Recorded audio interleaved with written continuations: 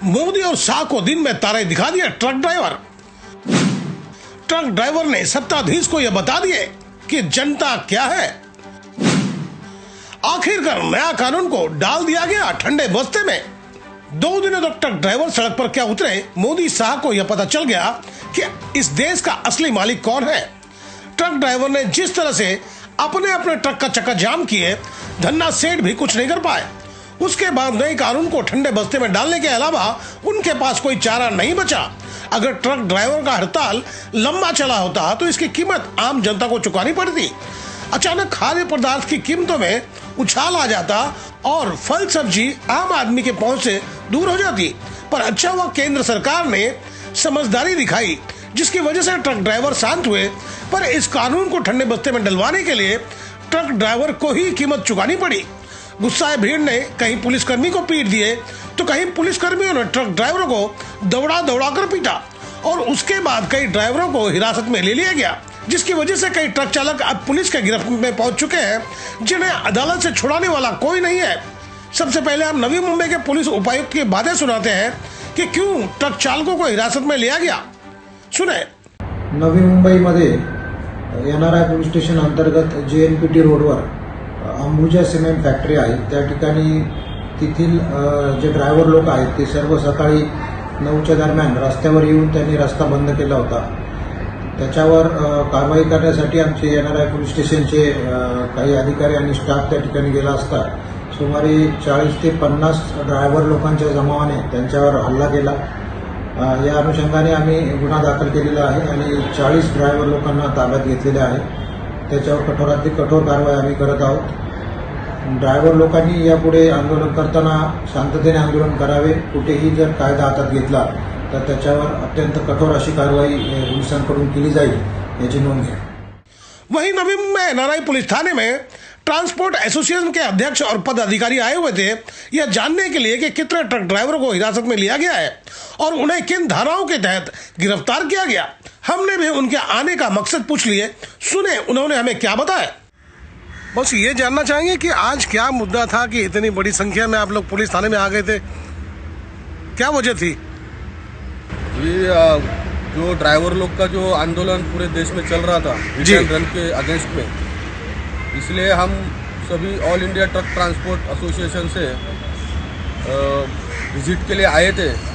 JNPT में 2 दिन पहला एक बड़ा मैटर हुआ था। वो मैटर में पुलिस का ऐसा कहना है कि हमारे पुलिस कर्मचारियों के ऊपर ड्राइवरों ने हाथ उठाया और ड्राइवरों का वहाँ के ऐसा कहना है कि पहला हमारे ऊपर वार वो पुलिस ने किया है। तो हम ये पूछताछ के लिए आए थे कि अभी आपने कितना लोगों को वो मैटर में आपने अरेस्ट किया है और आगे कितने आरोपी आप इसमें करने वाले।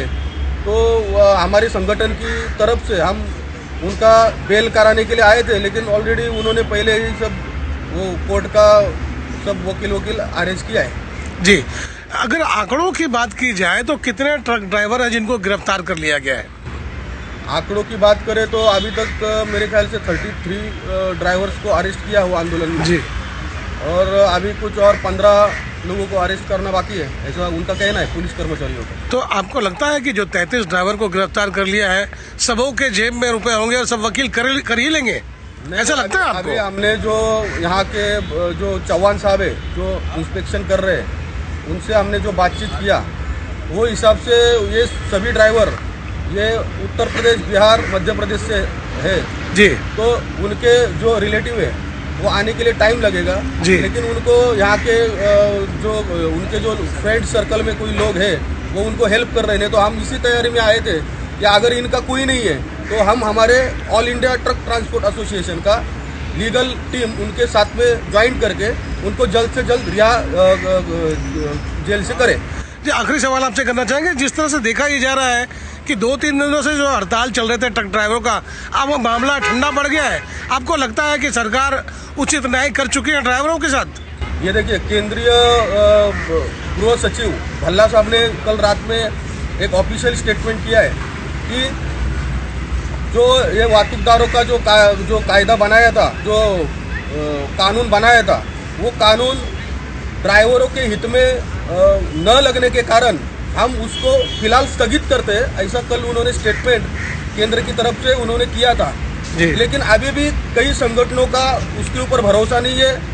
कई संगठनों को अभी भी कुछ गैर समझ उनके दिल में है, तो वो अपने तरीके से कई जगह पे अभी भी आंदोलन कर रहे हैं। लेकिन all India truck transport association की तरफ से जो भी 2 दिन जो आंदोलन हुए, वो हमारे भी कई राज्यों में आंदोलन हुए, हरियाणा, दिल्ली, पंजाब, गुजरात, राजस्थान, महाराष्ट्र में भी हुए थे।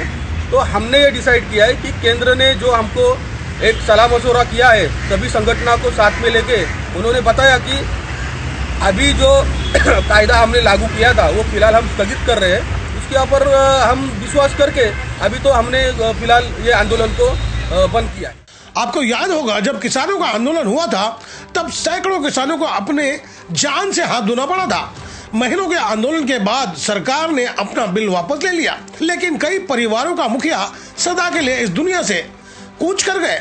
आज भारत के कई शहरों में ट्रक चालकों पर मुकदमा दर्ज कर उन्हें हिरासत में लिया गया है। यहाँ भी कोई परेशानियों का सामना किए तो वह है ट्रक ड्राइवर। जनता बार बार सरकार को उनकी औकात दिखा दे रही है कि नेता जनता के नौकर से ज्यादा कुछ नहीं, वह अपने औकात को न भूले। पर हकीकत यह है कि सत्ता और पद का नशा इतना ज्यादा नेताओं को चढ़ गया है कि वह जनता जनार्दन को कीड़े मकोड़े से ज्यादा कुछ नहीं समझते। फिलहाल जनता ने नेताओं को झकझोर कर होश में आने को मजबूर कर दिए, जिसका परिणाम आप समूह के सामने है। जिस दिन सरकार की गलत नीतियों का विरोध जनता पुरजोर ढंग से करेगी, तब जाकर भारत का भाग्य बदल सकता है। झूठ और जुमले को देखना होगा जनता और कितना बर्दाश्त करती है। तो दोस्तों, आपको मेरी खबर बेहतर लगी हो तो लाइक करें, सब्सक्राइब करें और बेल आइकन दबा दें। आप हमें कोई सुझाव देना चाहते हैं तो कमेंट बॉक्स पर लिख भेजें। तो गोपाल साहब को दीजिए इजाजत, हम जल्द दूसरी खबर के साथ हाजिर होंगे।